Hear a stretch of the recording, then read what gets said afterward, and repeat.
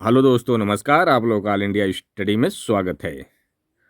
आइए आज हम पढ़ेंगे यूपी टेट का सीडीपी। यह प्रैक्टिस सेट नंबर 7 है। इस प्रैक्टिस सेट में प्रीवियस ईयर आने वाले संभावित प्रश्न, जो प्रत्येक क्वेश्चन बहुत महत्वपूर्ण होने वाला है। एक एक क्वेश्चन इतना महत्वपूर्ण है कि जो परीक्षा में सीधे पूछे जाते हैं। तो वीडियो को अंत तक देखिएगा। जो भी नहीं समझ में आएगा कमेंट बॉक्स में बताइएगा। और हाँ, कुल टोटल 50 क्वेश्चन है इस सेट का। तो आप लोग देखिए 50 में कितने क्वेश्चन सही कर लेते हैं। वीडियो के अंत में बताइएगा आप लोगों का कितना सही हुआ है। आइए प्रश्न नंबर 1 देखते हैं। विकास का सिर पदाभिमुख सिद्धांत यह बताता है कि विकास किस दिशा में आगे बढ़ता है। ऑप्शन नंबर 1 है पैर से सिर की ओर। देखिए, पैर से सिर की ओर नहीं बढ़ेगा, ठीक ना। सिर से पैर की ओर बढ़ता है। सिर पदाभिमुख का मतलब यही होता है, ठीक ना। बी का है सिर से पैर की ओर, सी का है केंद्र से बाहर की ओर, और डी का है सामान्य से विशिष्ट की ओर। तो ये भी नहीं होगा, ये भी नहीं होगा। तो ऑप्शन नंबर बी करेक्ट हो जाएगा। देखिए, इस सिद्धांत के अनुसार क्या होता है, बालक का विकास सिर से पैर की ओर शुरू होकर नीचे पैरों तक जाता है, ठीक ना। जैसे उदाहरण के लिए, जैसे जन्म के बाद शिशु सबसे पहले अपने सिर पर नियंत्रण पाता है, फिर बैठना, फिर अंत में पैरों के बल खड़ा होना, और फिर चलना सीखता है, ठीक ना। जैसे बच्चा जब पैदा होता है ना, तो आप उसको सर इस तरह जैसे कहो ऐसे कर लेता है। मतलब कि आप उठाते हैं तो देखते हैं सर ऐसे हो गया, फिर धीरे धीरे सर को कंट्रोल कर लेता है, ठीक ना। आइए प्रश्न नंबर 2 देखेंगे। थांडाई के अधिगम के गौड़ नियमों की कुल संख्या कितनी है। तो देखिए, कुल गौड़ नियमों की संख्या कितनी हो सकती है, बताइए। ऑप्शन नंबर 1 3, बी 5, सी 7 और डी 8। तो जल्दी बताइए कितनी होगी। कुल 7 होती है, कुल 5 होती है, ठीक ना। कंफ्यूजन करने के लिए बोला हूँ। कितनी होती है, 5। तो देखिए 5 कौन कौन सी होती है। ट्रिक इस पर लग रहा है, कर दे रहा हूँ इस पर। कौन कौन सी होती है। बहु अनुक्रिया का नियम होता है, मानसिक स्थिति का नियम, आंशिक क्रिया का नियम, आत्मसातीकरण का नियम और साचर परिवर्तन का नियम। और थांडाई के 3 मुख्य नियम कौन कौन से हैं। तत्परता का नियम, प्रभाव का नियम और अभ्यास का नियम, ठीक ना। आइए प्रश्न नंबर 3 देखेंगे। प्रगतिशील शिक्षा के जनक निम्नलिखित में से कौन माने जाते हैं। जॉन डीवी, जीन पियाजे, बीएफ स्किनर, ई.एल. थांडाई। तो देखिए कौन माने जाते हैं, बताइए। प्रगतिशील शिक्षा, लर्निंग बाय डूइंग, मतलब करके सीखने वाली बात पर। तो ये जो माने जाते हैं जॉन डीवी, ठीक ना। आइए प्रश्न नंबर 4 देखेंगे। मुझे कोई बच्चा दे दो, मैं उसे कुछ भी चोर, डाकू, डॉक्टर, वकील बना सकता हूँ। यह प्रसिद्ध कथन किसका है। तो ऑप्शन नंबर 1 है वुडवर्थ, बी है जेबी वाटसन, सी है मैस्लो और डी है थांडाई। तो देखिए, जो बात करने वाले मनोवैज्ञानिक है जेबी वाटसन है। कौन है, जेबी वाटसन। ये कहते हैं कि मुझे बच्चा दे दो, मैं उसे चोर भी बना सकता हूँ, डाकू भी बना सकता हूँ, वकील भी बना सकता हूँ, डॉक्टर भी बना सकता हूँ। मतलब जिस व्यवहार में उसको ढालेंगे उस व्यवहार में बच्चा जाएगा, ठीक ना। अर्थात जैसा वातावरण होगा वैसा बच्चा का विकास होगा, ठीक। प्रश्न नंबर 5 देखेंगे। डिसलेक्सिया मुख्य रूप से किस प्रकार की अधिगम अक्षमता से संबंधित है। ऑप्शन नंबर 1 है लिखने की अक्षमता, बी है पढ़ने की अक्षमता, सी है गणितीय गणना की अक्षमता और डी है चलने की अक्षमता। देखिए, डिसलेक्सिया है, लिखने की क्षमता को डिस्कैलकुलिया बोलते हैं, पढ़ने की अक्षमता को डिसलेक्सिया बोलते हैं, गणितीय गणना की क्षमता को डिस्कैलकुलिया बोलते हैं। तो देखिए डिसलेक्सिया में बच्चा क्या करता है ना, जैसे मान लीजिए बी है तो वो ये डी है, तो बी को डी पढ़ देता है और डी को बी पढ़ देता है, ठीक ना। सा को वाच पढ़ देता है, वाच को सा पढ़ता है, ठीक ना। तो यही होता है डिसलेक्सिया। तो ऑप्शन नंबर इसका क्या हो जाएगा, बी करेक्ट हो जाएगा, ठीक। प्रश्न नंबर 6 देखेंगे, बुद्धि के दीर्घ कारक सिद्धांत का प्रतिपादन किसने किया था। अल्फ्रेड बी ने, चार्ल्स स्पीयरमैन, थर्स्टन, गिलफोर्ड। तो देखिए जो दीर्घ कारक का सिद्धांत है ना, यह चार्ल्स स्पीयरमैन ने किए थे, ठीक ना। तो इसका सही जवाब हो जाएगा चार्ल्स स्पीयरमैन। इन्होंने दो कारक दिए थे, एक जी फैक्टर और एक एस फैक्टर। जी फैक्टर का मतलब हुआ जो जन्मजात होता है, ठीक ना, और एस फैक्टर का मतलब होता है जो अर्जित किया जाता है, ठीक ना। प्रश्न नंबर 7 देखेंगे, कोहलबर्ग के अनुसार नैतिक विकास के किस स्तर पर बच्चा समाज के नियमों और दूसरों की अपेक्षाओं के अनुरूप व्यवहार करता है। तो ऑप्शन नंबर 1 है पूर्व पारस्परिक स्तर, बी है पारस्परिक स्तर, सी है उत्तर पारस्परिक स्तर और डी है अमूर्त पारस्परिक स्तर।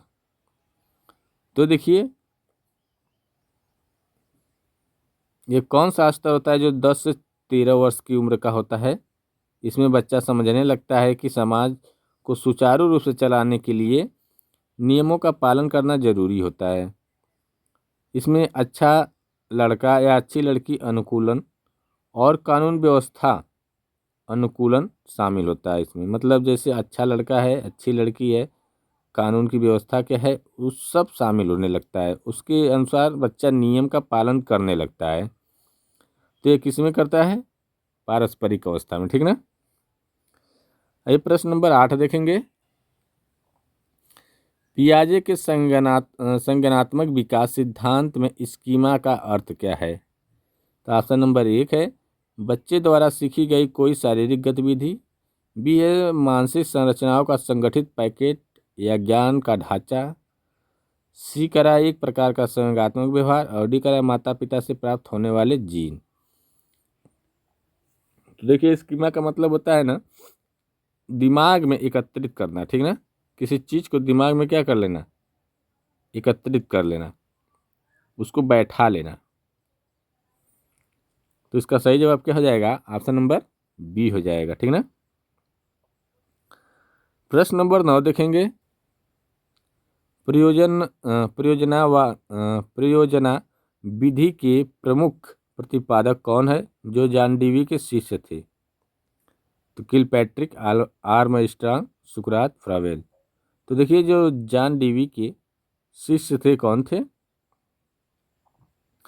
विलियम हेनरी किलपैट्रिक्स थे। कौन थे, विलियम हेनरी किलपैट्रिक।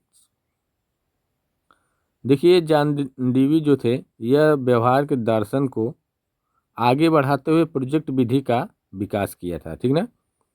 इस विधि में बच्चों की किसी सामाजिक या वास्तविक समस्या को हल करने के लिए समूह में योजना बनाकर काम करना होता है, ठीक ना। तो इसका सही जवाब क्या हो जाएगा, ऑप्शन नंबर ए हो जाएगा। प्रश्न नंबर 10 देखेंगे, सृजनात्मकता का संबंध मुख्य रूप से किस प्रकार के चिंतन से होता है। तो देखिए ऑप्शन नंबर 1 है अभिसारी चिंतन, अपसारी चिंतन, तार्किक चिंतन, स्मृति आधारित चिंतन।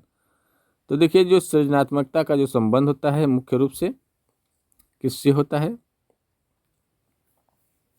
सृजनात्मकता का मतलब होता है कि सभी प्रकार से जो बच्चा होता है सभी प्रकार से चीज़ों को सीखता है, औपचारिक अनौपचारिक, बाहर से, माता पिता से, गुरुजनों से, मतलब हर तरह से सीखता ही है। तो ये क्या हो जाएगा, अपसारी चिंतन, ठीक ना।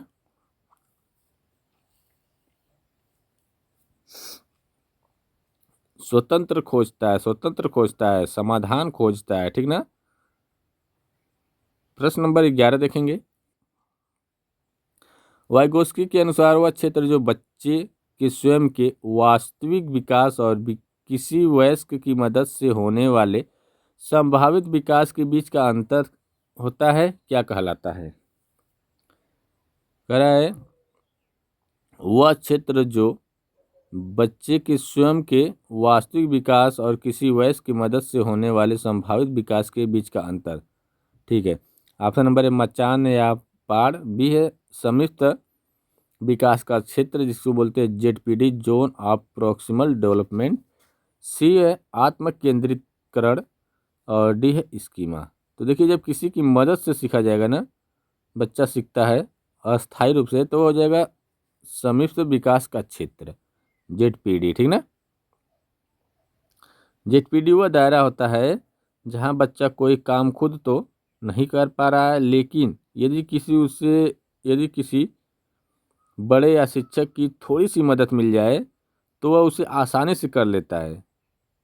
ठीक ना, ये जो मदद होती है अस्थायी रूप से होती है। ठीक ना, प्रश्न नंबर 12 देखेंगे, किशोरावस्था बड़े संघर्ष, तनाव, तूफान और विरोध की अवस्था है। यह कथन किस मनोवैज्ञानिक का है? Crow and Crow, Stanley Hall, Valentine, Jersild. तो देखिए ये जो कथन है स्टेनले हॉल का है। ठीक ना, तो ऑप्शन नंबर बी करेक्ट हो जाएगा।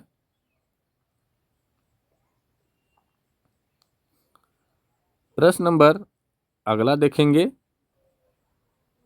सीखने का क्लासिकल कंडीशनिंग सिद्धांत किसने दिया था जिसके लिए उन्हें नोबेल पुरस्कार भी मिला था? BF Skinner, Ivan P Pavlov, Edward Thorndike, Albert Bandura. तो देखिए जो देने वाले मनोवैज्ञानिक थे बीएफ कंडीशनिंग सिद्धांत है ना, तो जो कंडीशनिंग सिद्धांत है यह इवान पावलोव ने दिए। ठीक ना, तो ऑप्शन नंबर बी करेक्ट हो जाएगा। ठीक ना, ये किस पर शोध किए है? कुत्तों पर किए है। ठीक ना, प्रश्न नंबर 14 देखेंगे, अंतर्मुखी और बहिर्मुखी व्यक्तित्व का वर्गीकरण किस मनोवैज्ञानिक ने किया था? Sigmund Freud, Carl Jung, Allport, Kurt Lewin. करा अंतर्मुखी और बहिर्मुखी व्यक्तित्व का वर्गीकरण, तो ये देखिए जो किए थे कार्ल जुंग और युंग। ठीक ना, ऑप्शन नंबर बी करेक्ट हो जाएगा इसका। देखिए इन्होंने जुंग ने सामाजिक अंतःक्रिया के आधार पर व्यक्तित्व को 3 भागों में बांटा था। कितने भागों में? 3 भागों में। एक अंतर्मुखी जिसको बोलते हैं कम बोलने वाला, अर्थात वह एकांत प्रिय होता है, मतलब अकेले रहना पसंद करता है। बहुमुखी मिलनसार, सामाजिक, बहुत बोलने वाला भी होता है और सबसे मिलजुल करके रहता है। और तीसरा होता है उभयमुखी जिसमें दोनों गुण होते हैं। ठीक ना, दोनों समान रूप से गुण होते हैं, बोलता भी है, अकेले भी रहना भी पसंद करता है और समाज में भी रहना पसंद करता है। ठीक ना, प्रश्न नंबर 15 देखेंगे, प्रासंगिक अंतर्बोधन परीक्षण टीएटी जो होता है का विकास किसने किया था? हरमन रोरसा, मरे एंड मार्गे, और सी है लियोपोल्ड बेलक, और डी है पाइन एवं टेंडलर। तो ये कौन किए थे? मरे एंड मॉर्गन ने। कौन? मरे एंड मॉर्गन ने किए थे। ठीक ना, टीएटी जो परीक्षण होता है ये कौन किए थे? मरे एंड मॉर्गन ने। देखिए ये जो प्रेक्षणात्मक विधि है, ठीक ना, जिसका निर्माण 1935 में हेनरी मरे एंड और क्रिस्टीना मॉर्गन ने किया था, इनमें कुल कितने कार्ड बताए थे? 31 कार्ड। ध्यान रहे क्वेश्चन में पूछा जाता है। 30 कार्ड पर चित्र होते हैं और एक कार्ड क्या होता है? खाली होता है। इनके आधार पर व्यक्ति को एक कहानी लिखनी होती है। ठीक ना, जो 31 कार्ड होते हैं उसमें सब में चित्र होता है और एक कार्ड खाली होता है। उसी कार्ड में जो चित्र है उसके आधार पर व्यक्ति को एक कहानी लिखनी होती है। ठीक ना, चित्र के अनुसार। प्रश्न नंबर अगला देखेंगे 16, बाल विकास के प्रोक्सिमो डिस्टल सिद्धांत के अनुसार विकास कैसा होता है या कैसे होता है? तो ऑप्शन नंबर 1 है सिर से पैर की ओर, बी है शरीर के केंद्र या मध्य भाग से बाहर की ओर, सी है सामान्य से जटिल की ओर, डी है केवल मानसिक स्तर पर। तो देखिए इसमें जो प्रोक्सिमो डिस्टल जो है ट्रेंड, इसका मतलब होता है कि शरीर के केंद्र या मध्य से बाहर की ओर होता है, ठीक ना।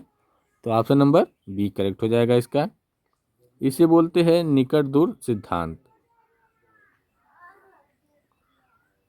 इसमें क्या होता है, शिशु के रीढ़ की हड्डी और छाती के पास के अंगों का विकास पहले होता है और उंगलियों और हाथ पैर के सिरों का विकास बाद में होता है, इसमें बताया गया है ना। प्रश्न नंबर 17 देखेंगे। पियाजे की किस अवस्था में बालक में वस्तु अस्थायित्व का गुण पूरी तरह विकसित हो जाता है?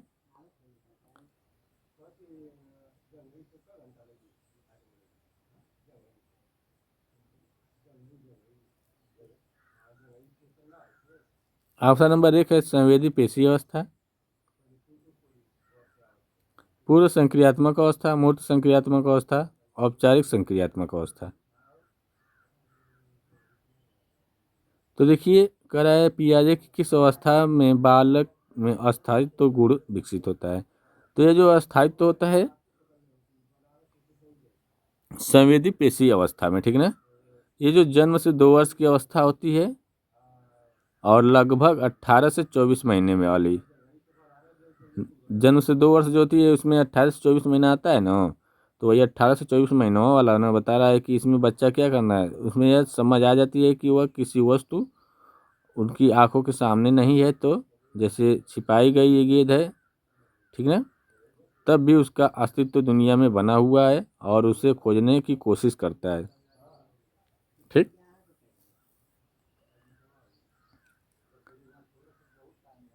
प्रश्न नंबर 18 देखेंगे। बुद्धि के इन 4 शब्दों में निहित है ज्ञान, आविष्कार, निर्देश और आलोचना। यह परिभाषा किस मनोवैज्ञानिक की है? कह रहा बुद्धि 4 शब्दों में निहित है ज्ञान, आविष्कार, निर्देश और आलोचना। यह परिभाषा किस मनोवैज्ञानिक ने दी है? तो ये जो देने वाले हैं ऑप्शन नंबर 1 देखते हैं टर्मन, बी है अल्फ्रेड बीने, सी है थांडाइक और डी है स्पीयरमैन। तो देखिए ये जो बुद्धि का सिद्धांत दी है जिसमें 4 शब्द निहित है, यह अल्फ्रेड बीने ने दी है, ठीक ना। कब दी है? 1905 में। अपना पहला बुद्धि परीक्षण क्या किए थे, बनाए थे, ये सफल भी रहा, ठीक ना। आइए प्रश्न नंबर 19 देखेंगे।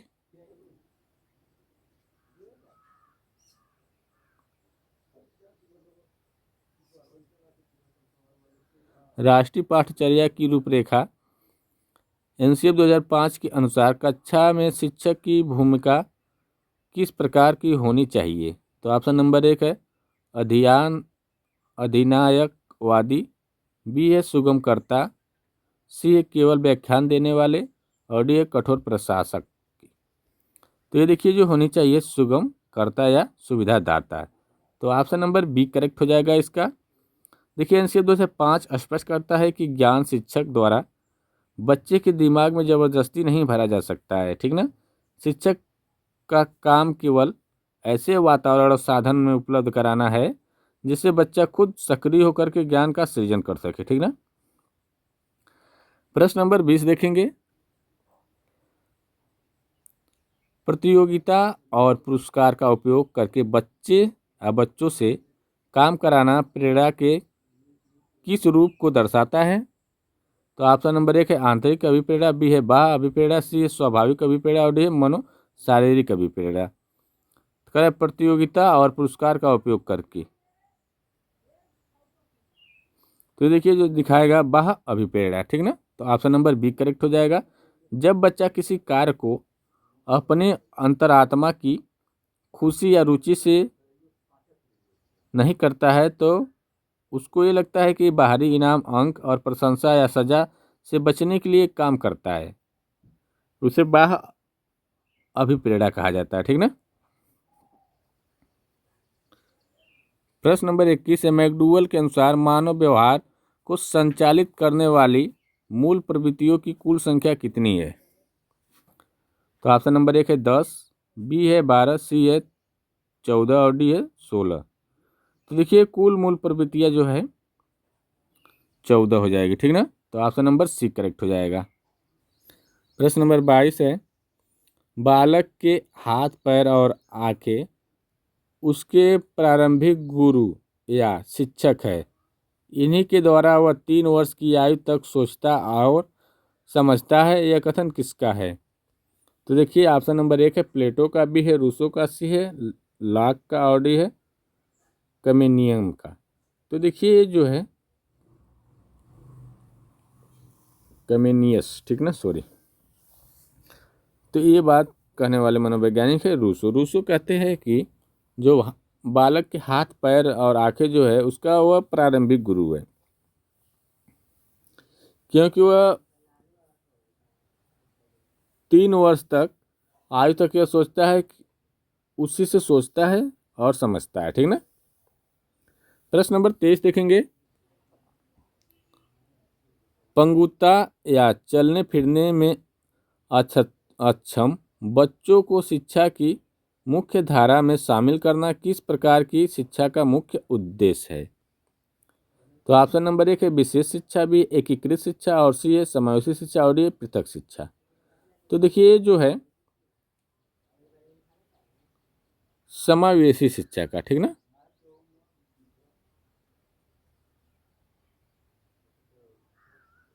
प्रश्न नंबर 24 देखेंगे, थॉर्नडाइक के प्रयास एवं त्रुटि सिद्धांत में भूखी बिल्ली के लिए उद्दीपक का कार्य किसने किया था? पिंजरे का लीवर, मृत मछली या भोजन, प्रयोगकर्ता की आवाज और घंटी की ध्वनि। तो ये देखिए जो किए थे मृत मछली का भोजन। तो ऑप्शन नंबर बी करेक्ट हो जाएगा इसका। प्रश्न नंबर 25 देखेंगे, बुद्धि के बहुकारक सिद्धांत के प्रतिपादक कौन है जिन्होंने बुद्धि की तुलना बालू के ढेर से की थी? तो ऑप्शन नंबर 1 है स्पीयरमैन, बी है थॉर्नडाइक, सी है गार्डनर और डी है थर्स्टन। तो देखिए जो बहुबुद्धि के बहुकारक सिद्धांत जो दिए थे यह थॉर्नडाइक ने दिए थे, ठीक ना। इन्होंने ही बालू के ढेर से तुलना की थी। प्रश्न नंबर 26 देखेंगे, अधिगम में पठार बनने का मुख्य कारण निम्नलिखित में से क्या हो सकता है? तो ऑप्शन नंबर 1 अत्यधिक रुचि होना, बी है शारीरिक या मानसिक थकान और अभिप्रेरणा की कमी, सी है बहुत अच्छी शिक्षा विधि का उपयोग और डी है कक्षा का शांत वातावरण। देखिए पठार का मतलब होता है रुकावट, ठीक ना। जब थकान होगी तो सीखने में क्या होगी, रुकावट आएगी। अभिप्रेरणा की कमी होगी तो भी रुकावट आएगी। तो इसका सही जवाब हो जाएगा ऑप्शन नंबर बी शारीरिक या मानसिक थकान और अभिप्रेरणा की कमी। प्रश्न नंबर 27 है, व्यवहार के कारण व्यवहार में आया कोई भी परिवर्तन ही अधिगम है। अधिगम की यह प्रसिद्ध परिभाषा किसने दी है?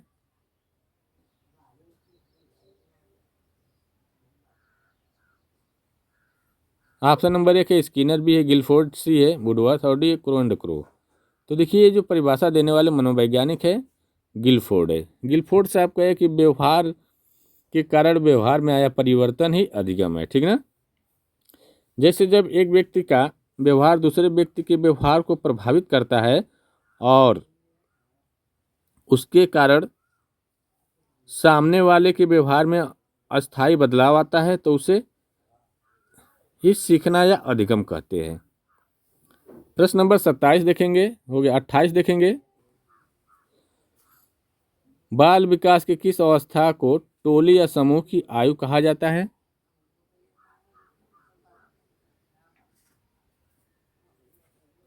ऑप्शन 1 है शैशवावस्था, बी है बाल्यावस्था, सी है किशोरावस्था और डी है प्रौढ़ावस्था। कह रहा है जो बाल विकास की जो अवस्था है उसमें जिसको टोली या समूह की अवस्था कहा जाता है, आयु कहा जाता है, वह जो होती है बाल्यावस्था, ठीक ना। बाल्यावस्था में बच्चा क्या करता है, जो 6 से 12 वर्ष की उम्र होती है इसमें बच्चा परिवार से बाहर निकलकर अपने हम उम्र के बच्चों के साथ या साथियों के साथ वह समूह में गैंग में बनाना शुरू कर देता है, ठीक ना। वह अपने दोस्तों के प्रति बहुत वफादार होता है उस समय, ठीक ना। आइए प्रश्न नंबर 29 देखेंगे। स्व प्रेम की भावना या अपने ही रूप पर मोहित होने की प्रवृत्ति को फ्रायड ने क्या नाम दिया है? तो ऑप्शन नंबर 1 है इलेक्ट्रा कॉम्प्लेक्स, बी है ओडिपस कॉम्प्लेक्स, सी है नर्सिज्म और डी है हिस्टीरिया। तो देखिए, तो ये जो दिया है नर्सिस, ठीक ना, नर्सिज्म, ठीक ना। तो ऑप्शन नंबर सी करेक्ट हो जाएगा, नर्सिज्म, नर्सिसिज्म, ठीक ना। अगला क्वेश्चन देखेंगे। सूक्ष्म शिक्षण वो चक्र की कुल समय अवधि भारतीय प्रतिमान एनसीईआरटी के अनुसार कितनी निर्धारित है? 30 मिनट, 36 मिनट, 40 मिनट, 45 मिनट। तो देखिए, जो माइक्रो टीचिंग होती है यह कुल 36 मिनट मानी जाती है, ठीक ना। तो ऑप्शन नंबर बी करेक्ट हो जाएगा। देखिए, इसमें क्या आता है, 6 मिनट शिक्षण के लिए, 6 मिनट फीडबैक के लिए और 12 मिनट जो होता है पुनः योजना बनाने के लिए और 6 मिनट जो होता है पुनः पुष्टि करने के लिए और 6 मिनट कुल मिलाकर यह 36 मिनट हो जाता है, ठीक है। प्रश्न नंबर 31 देखेंगे। निम्नलिखित में से कौन सी ग्रंथि बालक में पितृ विरोधी ग्रंथि माता के प्रति अत्यधिक प्रेम के रूप में मानी जाती है? इलेक्ट्रा ग्रंथि, ओडिपस ग्रंथि, थायराइड ग्रंथि, पिट्यूटरी ग्रंथि। तो देखिए, जो ग्रंथि होती है पिता के विरोध में माता के समर्थन में, मतलब माता से प्रेम ज्यादा पिता से विरोध, तो ये जो ग्रंथि होती है ओडिपस ग्रंथि होती है। कौन सी? ओडिपस कॉम्प्लेक्स जिसको बोलते हैं, ठीक ना।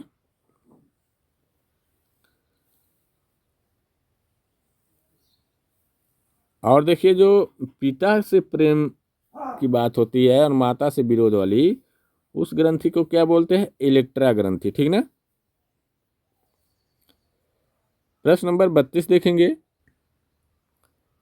चिंपैंजी संतान पर प्रयोग करके अधिगम का अंतर्दृष्टि या सूझ का सिद्धांत किसने प्रतिपादित किया था?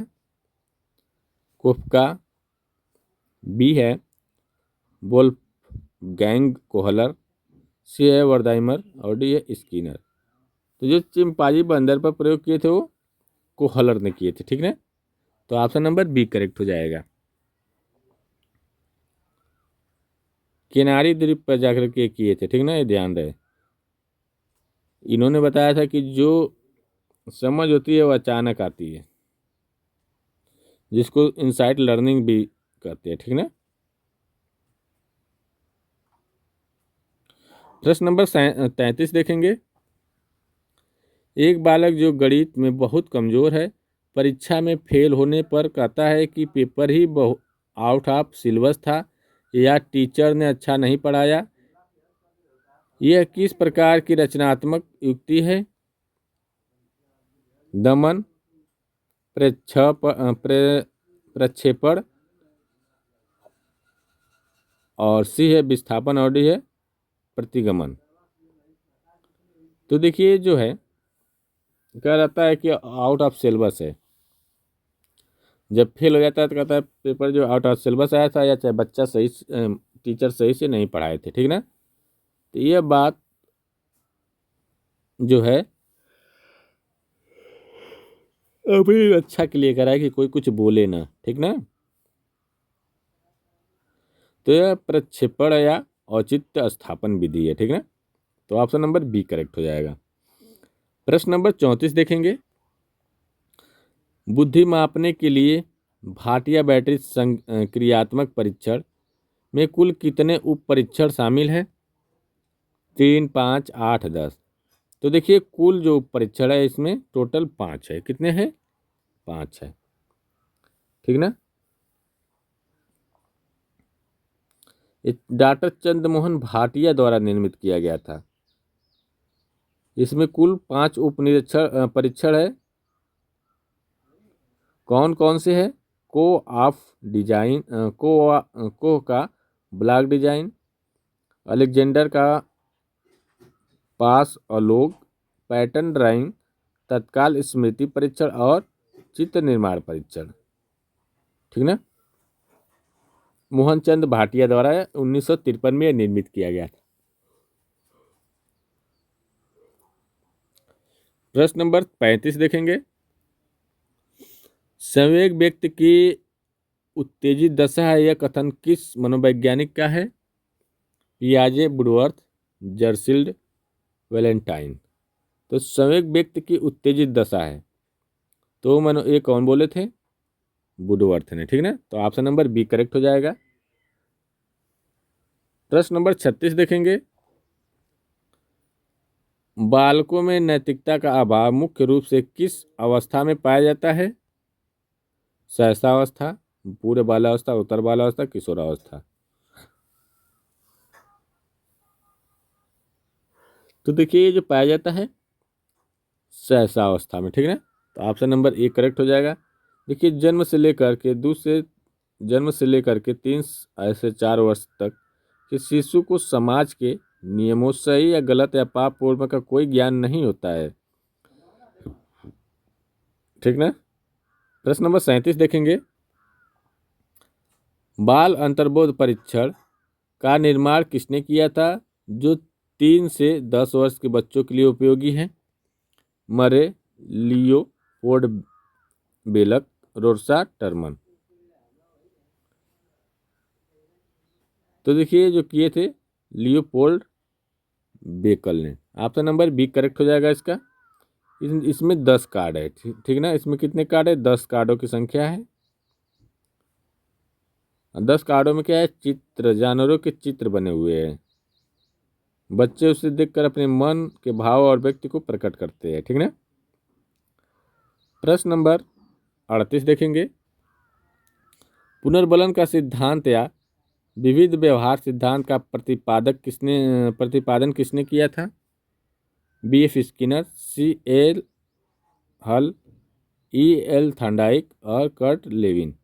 तो देखिए जो करने वाले मनोवैज्ञानिक थे C.L. हल ने। ठीक ना। तो ऑप्शन नंबर बी करेक्ट हो जाएगा। प्रश्न नंबर 39 देखेंगे।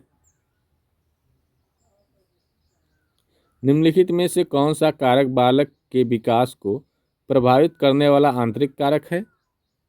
तो ऑप्शन नंबर है माँ के गर्भ का वातावरण, बी है बालक की बुद्धिमत्ता और आनुवंशिक गुण, सी है समाज की संस्कृति और डी है बच्चों को मिलने का वाला पोषण। कह रहा है कि कौन सा कारक जो है बालक के विकास को प्रभावित करने वाला आंतरिक कारक है। तो देखिए जो आंतरिक कारक होगा बालक की बुद्धिमत्ता और आनुवंशिकी गुण जो है यह आंतरिक कारक होता है। ठीक ना। वातावरण जो है बाहरी कारक होता है, समाज और संस्कृति बाहरी कारक होती है, और पोषण जो होता है बाहर से ही मिलता है तो भी बाहरी कारक हो जाएगा, लेकिन आनुवंशिकता जो होता है यह आंतरिक कारक होता है। ठीक ना। प्रश्न नंबर 40 देखेंगे। पियाजे के अनुसार संज्ञानात्मक विकास की किस अवस्था में बालक में पलटावी गुण और संरक्षण की समझ विकसित हो जाती है? संवेदी ग्रामक अवस्था, पूर्व संक्रियात्मक अवस्था, मूर्त संक्रियात्मक अवस्था, औपचारिक संक्रियात्मक अवस्था। तो देखिए जो होती है मूर्त संक्रियात्मक अवस्था जो 7 से 11 वर्ष की अवस्था होती है। ठीक ना। इसमें बच्चा ये जान जाता है 5 + 3 = 8 होता है और 8 - 3 = 5 होता है। ठीक है। प्रश्न नंबर 41 देखेंगे। व्यक्तित्व इतिहास विधि का मुख्य प्रवर्तक किसे माना जाता है, जिसका उपयोग समयाग्रस्त बालकों के निदान के लिए होता है? तो ऑप्शन नंबर 1 है गाल्टन, बी है टाइडमैन, अल्बर्ट टाइडमैन या टाइडमैन, सी है वाटसन और डी है स्किनर। तो देखिए कह रहा है कि व्यक्तित्व इतिहास विधि का जो मुख्य प्रवर्तक है वह टाइड मैन को माना जाता है, ठीक ना। तो ऑप्शन नंबर बी करेक्ट हो जाएगा। प्रश्न नंबर 42 देखेंगे। राष्ट्रीय शिक्षा नीति एनईपी 2020 के अनुसार स्कूली शिक्षा का नया ढांचा क्या है? तो देखिए जो एनईपी 2020 आई है उसमें जो स्कूली शिक्षा का जो ढांचा है 5+3+3+4। 5 का मतलब हुआ फाउंडेशनल, 3 का मतलब हुआ प्रिपरेटरी और सी का मतलब हुआ, तो देखिए 3 जो होता है मिडिल होता है और 4 जो होता है सेकेंडरी होता है, ठीक ना। ये 3 से 18 वर्ष के बच्चों को कवर कर लेता है। प्रश्न नंबर 43 देखेंगे। सीखने की वह अवधि जब सीखने की प्रक्रिया में कोई उन्नति नहीं होती तो क्या कहलाती है? तो ऑप्शन नंबर 1 अधिगम का वक्र भी है, अधिगम का पठार, सी स्मृति और डी है अवधान। तो जब कोई परिवर्तन नहीं होगा सीखने में तो वह अधिगम का पठार कहलाएगा, ठीक ना। मतलब कुछ सीखा ही नहीं जा रहा है, रुक गया है। प्रश्न नंबर 44 देखेंगे। स्मृति के तत्वों का सही तार्किक क्रम निम्नलिखित में से कौन सा है? तो देखिए ऑप्शन थोड़ा बड़ा है तो कोई दिक्कत नहीं। पहले अधिगम आता है, फिर धारणा आती है, फिर पुनर्स्मरण आता है, पहचान आता है, ठीक ना। तो ऑप्शन नंबर ए ही करेक्ट हो जाएगा, ठीक ना। प्रश्न नंबर अगला देखेंगे। 45 है। निम्नलिखित में से कौन सा बुद्धि का सिद्धांत बालक के भाषाई, तार्किक और संगति या संगीत जैसे स्वतंत्र क्षेत्रों को अलग बुद्धि मानता है? कह रहा है निम्नलिखित में से कौन सा बुद्धि का सिद्धांत जो है बालक के भाषाई, तार्किक और संगीत के स्वतंत्र क्षेत्रों को अलग बुद्धि मानता है? तो ऑप्शन नंबर ए स्पीयरमैन का द्विकारक सिद्धांत, बी है थर्नडाइक का बहुकारक सिद्धांत और सी है हावर्ड गार्डनर का बहु बुद्धि सिद्धांत और डी है गिलफोर्ड का त्रियामी सिद्धांत। तो देखिए हावर्ड गार्डनर का बहु बुद्धि सिद्धांत जो है यह मानता है, ठीक ना।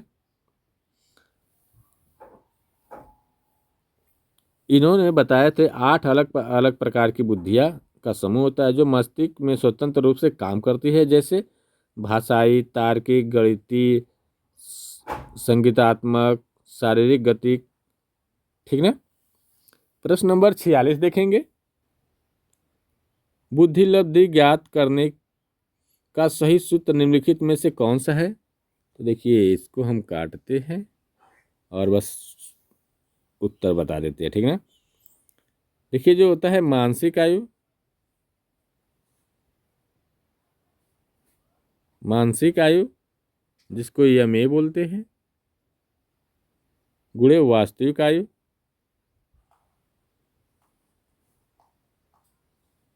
जिसको सीए बोलते हैं, गुणे 100, ठीक ना। आइए प्रश्न नंबर अगला देखते हैं। कोहलर के अनुसार किसी समस्या के आने पर जो अचानक आने वाला रचनात्मक समाधान होता है उसे क्या कहा जाता है? तो ऑप्शन नंबर 1 है आह अनुभव या अंतर्दृष्टि, बी है परीक्षण और भूल, सी अनुबंधन और डी है मचान। तो देखिए ये बात अनुभव या दृष्टि का सिद्धांत करते हैं कोहलर के अनुसार, जो अचानक व्यक्ति में या बच्चों में आता है, ठीक ना। प्रश्न नंबर 48 देखेंगे। खेल ही बालकों का कार्य है और खेल के माध्यम से ही उनका सच्चा विकास होता है। यह विचार किस शिक्षा शास्त्री का है जिन्होंने नर्सरी किंडरगार्टन शिक्षा पर बल दिया था? कह रहा है खेल ही बालक का कार्य है, खेल ही से उनके खेल के माध्यम से उनके विकास में सच्चा विकास होता है। तो ये जो बताए थे फ्रेडरिक फ्रावेल ने, ठीक ना, जो किंडरगार्टन के जनक माने जाते हैं। आइए प्रश्न नंबर अगला देखते हैं। प्रश्न नंबर 49 है मनोविश्लेषणावाद के जनक सिगमंड फ्रायड ने सिगमंड फ्रायड के अनुसार व्यक्तित्व का कौन सा भाग पूर्णतः अचेतन और पाशविक प्रवृत्तियों इच्छाओं के तालाब से संचालित होता है? तो देखिए ऑप्शन नंबर 1 ईड, जिसको ईडम, ईगो अहम, सुपर ईगो, परम अहम, अचेतन मन। तो देखिए इसको क्या बोला जाता है? कह रहा है कि सिगमंड फ्रायड के अनुसार व्यक्ति का कौन सा भाग पूर्णतः अचेतन और पार्श्विक प्रवृत्तियों मतलब इच्छाओं के तालाब से संचालित होता है? तो ये जो होता है इदम मतलब आईडी अर्थात id. Option number A correct हो जाएगा, ठीक ना।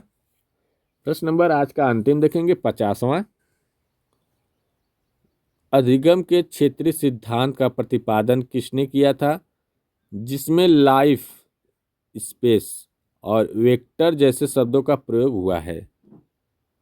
कह रहा है कि लाइफ, स्पेस और वेक्टर जैसे शब्दों का प्रयोग हुआ है। तो ये जो कहे थे मनोवैज्ञानिक कौन है, इसको आप लोग कमेंट बॉक्स में ज़रूर बताइए। अगला कल हम इसको आप लोग को देखेंगे कितना बता ले रहे हैं। जो नहीं समझ में आएगा कल हम बताएंगे, इसका आंसर हम कल बताएंगे। आप लोग पहले कमेंट बॉक्स में बताइएगा कि इसका सही आंसर क्या होने वाला है। तो अब मिलते हैं अगले वीडियो में, तब तक के लिए नमस्कार। सुबह 8 बजे।